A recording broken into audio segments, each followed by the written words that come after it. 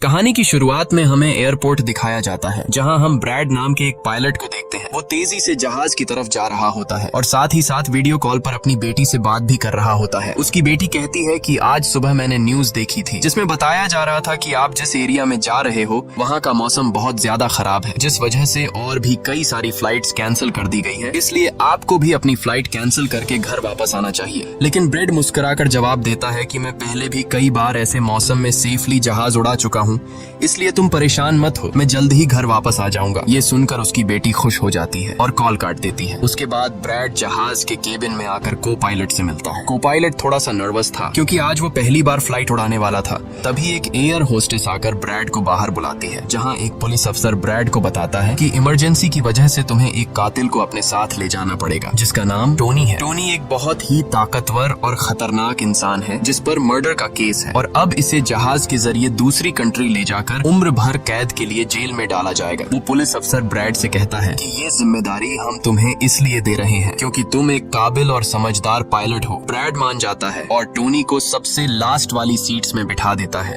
ताकि बाकी पैसेंजर्स को कोई परेशानी न हो। उसके बाद सभी पैसेंजर्स अपने सीट्स पर बैठ जाते हैं और ब्रैड जहाज के स्टाफ के पास आकर कंफर्म कर लेता है कि सभी पैसेंजर्स आ गए हैं, जिसके बाद जहाज टेक ऑफ कर लेती है। ऊंचाई पर पहुंचने के बाद ब्रैड जहाज को ऑटो पायलट पर लगाकर को पायलट के साथ अपनी फैमिली के बारे में बातें करने लगता है।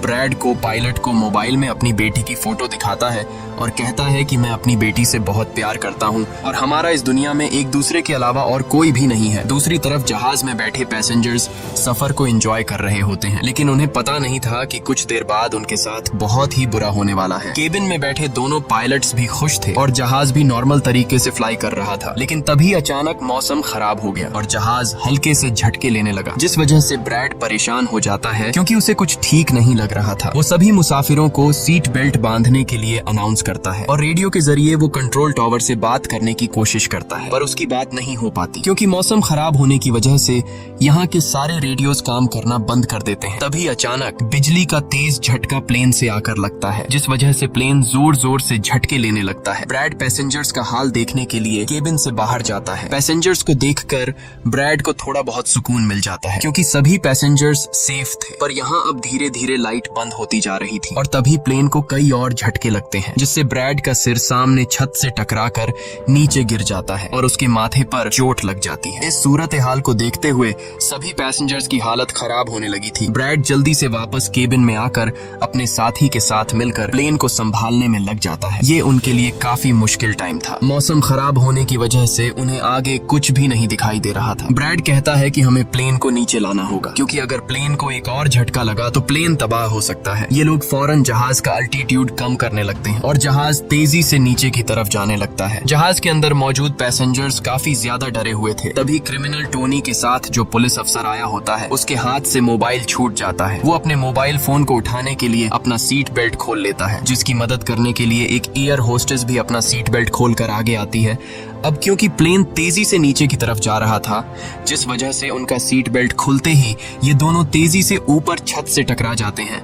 ये दोनों इतनी तेजी से छत से टकराते हैं कि उनकी तुरंत मौत हो जाती है। इतने में जहाज काफी कम अल्टीट्यूड पर आ जाता है और किसी तरह करके ये दोनों पायलट जहाज को कंट्रोल कर लेते हैं। लेकिन अब जहाज में ज्यादा पावर नहीं बची होती, इसलिए ब्रैड जहाज को एयरपोर्ट तक नहीं पहुंचा सकता था, जिस वजह से ब्रैड जहाज को नीचे लाकर समंदर में क्रैश लैंड करने का सोचता है। लेकिन तभी ये दोनों कुछ दूर एक आइलैंड देख लेते हैं, जिसके बाद ब्रैड जहाज की डायरेक्शन आइलैंड की तरफ कर लेता है और आइलैंड पर लैंड करने का फैसला करता है। कई मुश्किलों के बाद ब्रैड इस आइलैंड पर मौजूद एक रोड पर फाइनली इमरजेंसी लैंड कर लेता है। लकीली इस इमरजेंसी लैंडिंग में सभी पैसेंजर्स सही सलामत होते हैं और किसी को भी चोट नहीं आती। तभी जहाज में पीछे शॉर्ट सर्किट होता है, जिससे देखकर ब्रैड खुश हो जाता है क्योंकि जहाज में अभी भी थोड़ी बहुत बिजली बची हुई थी। सभी पैसेंजर्स के जहाज से उतरने के बाद एक एयर होस्टेस कैप्टन ब्रैड को बताती है कि क्रिमिनल टोनी को ले जाने वाला पुलिस अफसर मारा गया है और एक एयर होस्टेस भी मारी गई है। ये सुनकर ब्रैड बहुत ज्यादा मायूस हो जाता है। दूसरी तरफ एयरलाइन कंपनी का मालिक देखता है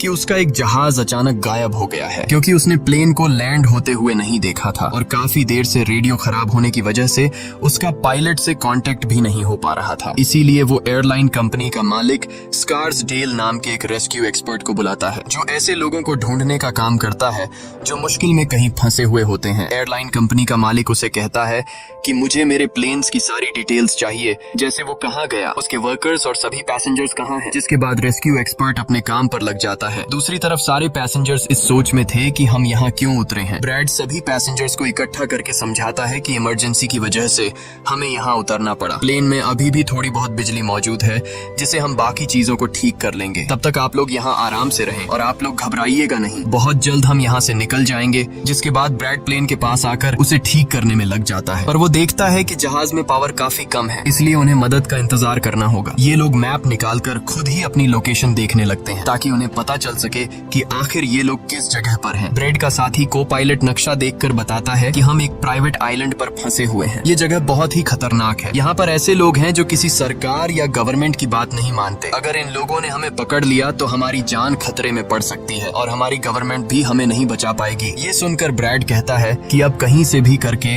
हमें अपनी रेस्क्यू टीम को यहाँ पर बुलाना ही होगा ताकि वो आकर हम सबको बचा ले, क्योंकि यही एक रास्ता है यहाँ से निकलने का। जिसके बाद ये दोनों मदद बुलाने के लिए रेडियो ठीक करने लगते हैं, लेकिन आसमानी बिजली के टकराने से रेडियो बिल्कुल खराब हो चुका था। अब ब्रैड सभी पैसेंजर्स के पास आकर उन्हें बताता है कि किसी खराबी की वजह से रेडियो काम नहीं कर रहा, लेकिन आप सब परेशान मत हो। ब्रैड उन्हें तसल्ली देता है कि हम आइलैंड के दूसरी साइड पर जाकर रेडियो को ढूंढेंगे और कंट्रोल टावर को अपनी लोकेशन बताकर रेस्क्यू टीम को यहाँ पर भेजने के लिए कहेंगे, जो आकर आप सब लोगों को बचा लेंगे। और यहाँ ब्रैड एक बहुत बड़ा कदम उठाता है। वो कहता है कि मेरे साथ टोनी जाएगा। ये कहकर वो टोनी की हथकड़ी खोल देता है। यहाँ ब्रैड जहाज के कोपायलट से कहता है कि तुम जहाज की पावर को रिपेयर करने के काम पर लग जाओ। मैं जल्द ही किसी भी कांटेक्ट के जरिए रेस्क्यू टीम को यहाँ तक लाने की कोशिश करूंगा। जिसके बाद टोनी और ब्रैड रेडियो ढूंढने के लिए जंगल की तरफ निकल पड़ते हैं। रास्ते में टोनी ब्रैड को उस पर भरोसा करने के लिए थैंक्स कहता है। अब हम इस आइलैंड पर रहने वाले आतंकवादी ग्रुप को देखते हैं,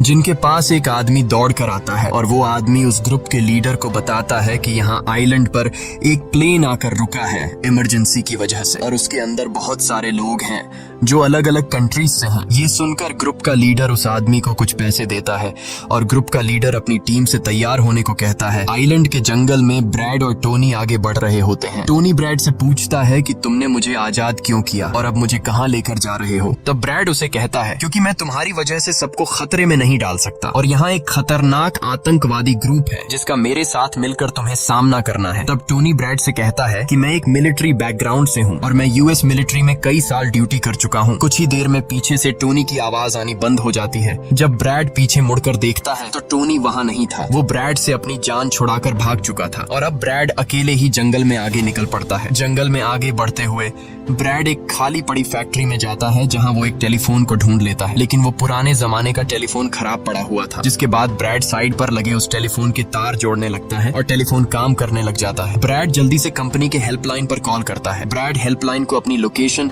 और सब कुछ बता देता है, लेकिन लाइन में कोई गड़बड़ी होने की वजह से सामने वाले इंसान तक उसकी आवाज ठीक से नहीं पहुंच रही होती, जिस वजह से हेल्पलाइन वाले ब्रैड की कॉल काट लेते हैं। तब ब्रैड को एक आइडिया आता है। वो अपनी बेटी को कॉल करता है और उसे अपनी लोकेशन और बाकी सारी चीजें एक पेपर पर लिखकर उसके ऑफिस तक पहुंचाने को कहता है। तभी बातचीत के दौरान पीछे से एक आदमी आकर ब्रैड पर हमला कर देता है, लेकिन ब्रैड उसे काफी मुश्किल से काबू कर लेता है और उस आदमी को मार मार कर बेहोश कर देता है। तभी ब्रैड को महसूस होता है कि एक और आदमी इस कमरे में आ रहा है, इसीलिए जल्दी से वो छिप जाता है। पर वो आदमी कोई और नहीं बल्कि टोनी था, जिसने बहुत सारे गुंडों को मारकर उनके हथियार ले लिए थे। और वो ब्रैड को आवाज देता है कि डरो मत, बाहर निकलो। फिर जब ब्रैड सामने आता है तो टोनी ब्रैड को एक बंदूक पकड़ा देता है उसकी हिफाजत के लिए। उसके बाद ये दोनों जब फैक्ट्री के नीचे वाले फ्लोर में आते हैं तो यहाँ उन्हें एक कैमरा मिलता है। कैमरा की रिकॉर्डिंग और वहाँ पड़े पासपोर्ट से इन्हें पता चलता है कि इस आइलैंड पर रहने वाले आतंकवादी लोगों को किडनैप करके उनकी फैमिली से काफी बड़ी रकम की डिमांड करते हैं। और जब किडनैप किए हुए बंदे की फैमिली की तरफ से उन्हें पैसे मिल भी जाते हैं, तब भी ये लोग उसे छोड़ने के बजाय मार देते हैं। ये देखकर ब्रैड समझ जाता है कि हमारे पैसेंजर्स भी खतरे में हैं। जिसके बाद ये दोनों बाहर निकलते हैं। और सामने उन्हें एक गाड़ी दिखाई देती है। ये गाड़ी उस आतंकवादी की थी जो कुछ देर पहले ब्रैड के हाथों मारा गया। अब ये दोनों बाहर खड़ी गाड़ी में बैठ जाते हैं और अपने पैसेंजर्स की तरफ जाने लगते हैं। उधर सभी पैसेंजर्स ब्रेड के इंतजार में बैठे हुए होते हैं कि ब्रेड जल्द ही उनके लिए मदद लेकर आ जाएगा। तभी उन्हें किसी गाड़ी की आवाज आती है। गाड़ी की आवाज सुनकर ये लोग खुश हो जाते हैं और ये लोग समझते हैं कि ब्रैड उनके लिए रेस्क्यू टीम बुला लिया है। लेकिन ये रेस्क्यू टीम नहीं बल्कि इस आइलैंड पर रहने वाले आतंकवादी थे। वो लोग गोलियां चलाकर सभी पैसेंजर्स को डराने लगते हैं। उन गोलियों की आवाज ब्रैड और टोनी ने भी सुन ली थी, जिसके बाद ये लोग कार की स्पीड बढ़ाकर जल्दी से प्लेन तक पहुंचने की कोशिश करते हैं। आतंकवादी ग्रुप का लीडर एयर होस्टेस से सभी यात्रियों की लिस्ट मांगता है। डर के मारे जल्दी से एयर होस्टेस उसे लिस्ट ला कर दे देती है। फिर गैंग का एक आदमी को पायलट से पूछता है कि तुम्हारा सीनियर पायलट कहाँ पर है, जिस पर को पायलट बताता है कि किसी काम से वो जंगल में गया था पर अभी तक वापस नहीं आया। तभी वहाँ पर ब्रैड और टोनी भी पहुँच जाते हैं, लेकिन ये दोनों चुपके से दूर से इन लोगों को देख रहे होते हैं। इसी दौरान एक औरत वहाँ से भागने की कोशिश करती है पर वो लोग गोली चलाकर उसे मार देते हैं। ये देखकर ब्रैड उनकी मदद करने के लिए जाता है पर टोनी उसे रोक लेता है और टोनी कहता है कि तुम शांत रहो, अभी जाना ठीक नहीं। गैंग का लीडर सभी पैसेंजर्स को एक बस में बैठा लेता है और गैंग का लीडर अपने दो साथियों को वहीं छोड़कर उनसे कहता है कि जाओ, जहाज के अंदर जो भी कीमती सामान है उसे ले आओ। जिसके बाद ये लोग सभी पैसेंजर्स को अपने अड्डे पर ले जाने लगते हैं।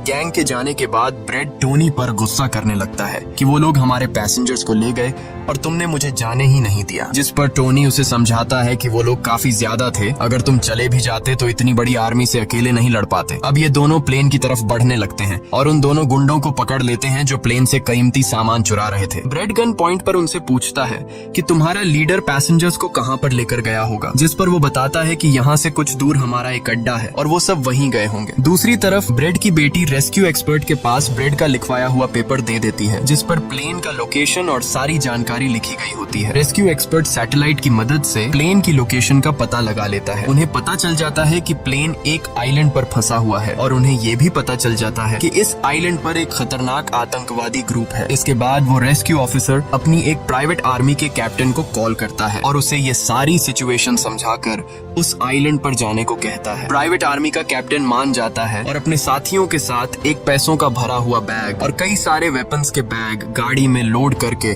उस आइलैंड पर जाने के लिए रेडी हो जाते हैं। दूसरी तरफ ब्रेड देखता है कि उन आतंकवादियों के ले जाने से पहले जहाज के को पायलट ने जहाज का पावर सिस्टम रिपेयर कर लिया था और ब्रेड देखता है कि जहाज में पावर वापस आ गई है, जिसे देखकर वो बहुत खुश हो जाता है। अब ब्रेड आने वाले प्राइवेट आर्मी टीम के लिए अपनी यूनिफॉर्म पर एक मैसेज लिखकर छोड़ देता है और टोनी के साथ उस जगह पर निकल पड़ता है जहाँ गैंग वाले प्लेन के सभी पैसेंजर्स ले गए थे। जंगल के रास्ते से होते हुए ये दोनों उन आतंकवादियों के अड्डे पर पहुंच जाते हैं और ये दोनों गाड़ी से निकलकर चुपके से उस जगह में घुस जाते हैं जहां वो सारे गुंडे पैसेंजर्स को डराकर उनकी वीडियोस बना रहे थे ताकि ये वीडियोस इनकी फैमिली को भेजकर उनसे पैसे वसूल सकें। दूसरी तरफ रेस्क्यू एक्सपर्ट की तरफ से भेजी गई प्राइवेट टीम भी प्लेन के पास पहुंच जाती है, पर उन्हें वहां जब कोई नहीं मिलता तो टीम का लीडर प्लेन के अंदर जाकर चेक करता है, जहां उन्हें दो लोगों की लाशें मिलती हैं। ये वो दो लोग थे जिन्हें गैंग के लीडर ने प्लेन में से सारा कीमती सामान चुराने का कहा था, लेकिन ब्रेड ने उन दोनों को मार दिया। प्राइवेट टीम के कैप्टन को ब्रेड का छोड़ा हुआ मैसेज भी मिलता है जो उस आतंकवादी गैंग के अड्डे तक आने का रास्ता था। आतंकवादियों के अड्डे पर टोनी और ब्रेड चुपके से उन पर नजर रखे हुए थे और जैसे ही उन्हें मौका मिलता है ये दोनों चुपके से पीछे से आकर दो आतंकवादियों को मार देते हैं। फिर ये दोनों चुपके से आगे बढ़ते हैं और एक कमरे के बाहर जा पहुंचते हैं। इस कमरे के अंदर सभी पैसेंजर्स को कैद करके रखा गया था। अब ब्रेड इन लोगों को छुड़ाना तो चाहता था, पर वहाँ बहुत सारे गार्ड्स पहरा दे रहे थे और ब्रेड के पास दरवाजे का ताला खोलने की चाबी भी नहीं थी। इसके बाद ये दोनों एक एक करके उन गार्ड्स को मार गिराते हैं और टोनी तो हथौड़ा उठाकर कई सारे गार्ड्स को हथौड़े से मार देता है। यहाँ ब्रेड एक गार्ड से चाबी लेकर उन पैसेंजर्स को कमरे से आजाद कर देता है। वो उनसे कहता है कि जल्दी से उसी बस में बैठ जाओ जिसमें तुम सबको आतंकवादियों ने यहाँ लाया था, और वो सभी जल्दी से उस बस में जाकर बैठ जाते हैं। तभी टोनी ब्रेड के पास आकर बताता है कि यहाँ से गाड़ी के जरिए बाहर निकलने का सिर्फ एक ही रास्ता है, मगर वहाँ कई सारे गुंडे बंदूक लिए खड़े हैं जो हमें देखते ही हम पर गोलियां बरसाना शुरू कर देंगे। जब ब्रेड पैसेंजर्स की तरफ देखता है तो वो सभी बहुत ज्यादा डरे हुए होते हैं। अब यहाँ ब्रेड अपनी जान को खतरे में डालते हुए एक फैसला करता है और टोनी से कहता है कि मैं वहाँ पर मौजूद सभी आतंकवादियों का ध्यान भटकाऊंगा और तुम मौके का फायदा उठाते हुए सभी पैसेंजर्स को यहाँ से ले जाना। अब पहले तो टोनी ब्रेड को ऐसा करने से मना करता है। वो कहता है कि ऐसा करने से वो लोग तुम्हें मार देंगे, लेकिन ब्रेड कहता है कि इसके अलावा हमारे पास और कोई दूसरा रास्ता नहीं है। ये सुनकर टोनी मान जाता है। ब्रेड वहाँ से निकलकर आतंकवादियों के पास आता है। वहाँ ब्रेड गैंग के लीडर से बात करता है कि मैंने हेल्प के लिए इन्फॉर्म कर दिया है, जल्द ही यहाँ पर रेस्क्यू टीम आ जाएगी, इसलिए सभी पैसेंजर्स को यहाँ से जाने दो। ये सुनकर सभी गैंग वाले ब्रेड पर हंस पड़ते हैं और ब्रेड को पीटने लग जाते हैं। गैंग का हेड कहता है कि ऐसे कैसे छोड़ दूं, पैसों के बिना मैं किसी को नहीं छोड़ता। और अब जैसे ही ये लोग ब्रेड को मारने वाले होते हैं, तभी वहाँ पर प्राइवेट रेस्क्यू टीम पहुंचकर आतंकवादियों पर हमला कर देती है और काफी देर तक गोलीबारी करने के बाद गैंग के कई सारे लोगों को मारकर वो ब्रेड को छुड़ा लेते हैं और ब्रेड को बस में उठाकर यहाँ से निकल जाते हैं। यहाँ गैंग का लीडर देखता है कि उसके कई सारे साथियों के साथ उसका छोटा भाई भी मारा गया। ये देखकर वो बहुत ज्यादा गुस्सा हो जाता है और कसम उठाकर कहता है कि वो इन लोगों में से एक को भी नहीं छोड़ेगा और सभी को चुन चुन कर मारेगा। इसके बाद वो अपनी टीम से कहता है कि जल्दी से तैयारी कर लो, हम जल्द ही इन लोगों को मारने के लिए निकलेंगे। बस में प्राइवेट टीम का कैप्टन सभी को बताता है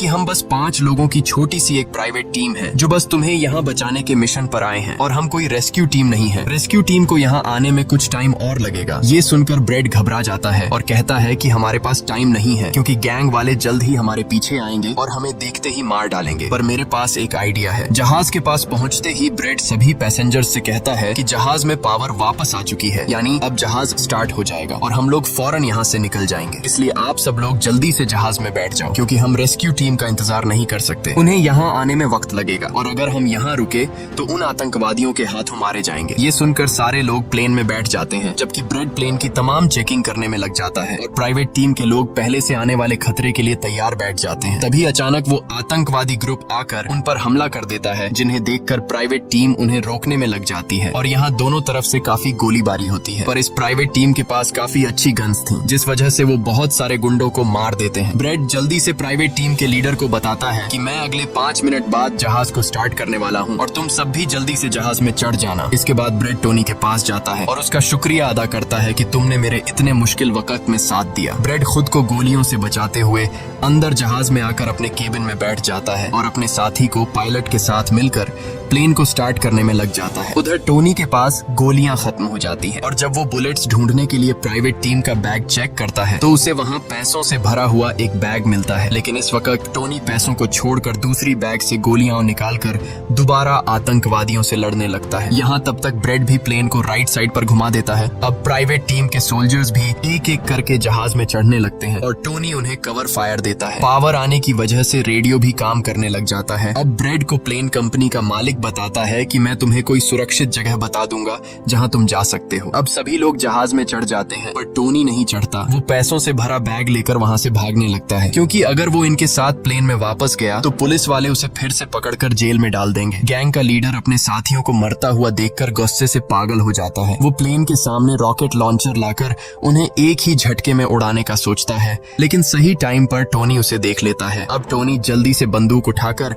उसे शूट करके मार देता है और सभी लोगों की जान बचा लेता है। ये देखकर ब्रेड टोनी के इस काम से बहुत खुश हो जाता है और ब्रेड अपनी पूरी ताकत लगाकर प्लेन उड़ाने में कामयाब हो ही जाता है। ये देखकर टोनी सभी पैसेंजर्स और ब्रेड के लिए खुश होता है और पैसों का भरा हुआ बैग लेकर जंगल की तरफ भाग जाता है। ब्रेड जहाज को इस आइलैंड से दूर ले जाता है और जहाज का मालिक उसे एक एयरपोर्ट के बारे में बताता है जहां ये लोग जा सकते थे, जो अब इनके काफी करीब था। ब्रेड एयरलाइन कंपनी के मालिक की बताई हुई जगह की तरफ जहाज को ले जाता है, लेकिन तभी एक बार फिर जहाज के इंजन में आग लग जाती है और जहाज तबाह होने लगता है। इसलिए ब्रेड दोबारा से इमरजेंसी वार्निंग ऑन करता है और धीरे धीरे जहाज को नीचे रनवे पर लाने की कोशिश करता है। फाइनली बड़ी मुश्किल के बाद ब्रेड जहाज को रनवे पर उतार देता है और सब लोगों की जान बच जाती है। ब्रेड और उसका साथी को पायलट काफी खुश हो जाते हैं। उधर प्लेन कंपनी का मालिक और उसकी टीम भी बेहद खुश थी। अब ब्रेड पैसेंजर्स का हाल देखने के लिए पीछे जाता है तो वो देखता है कि सभी पैसेंजर्स सेफ हैं और ये देखकर उसके दिल को सुकून मिल जाता है। वहाँ खड़े सभी पैसेंजर्स ब्रेड के लिए तालियां बजाने लगते हैं और ब्रेड का शुक्रिया अदा करते हैं। कुछ ही देर में वहाँ उनके लिए रेस्क्यू टीम भी आ जाती होती है, जिसे देखकर सभी पैसेंजर्स खुश हो जाते हैं। यहाँ ब्रेड सभी पैसेंजर्स को रेस्क्यू टीम के साथ भेज देता है और कैप्टन फाइनली सुकून की सांस लेते हुए जहाज की सीढ़ियों पर बैठकर अपनी बेटी से कॉल पर बात करता है। इसी के साथ ये कहानी खत्म हो जाती है। अगर आपको वीडियो अच्छी लगी हो तो हमारे चैनल को सब्सक्राइब और वीडियो को लाइक जरूर कीजिएगा।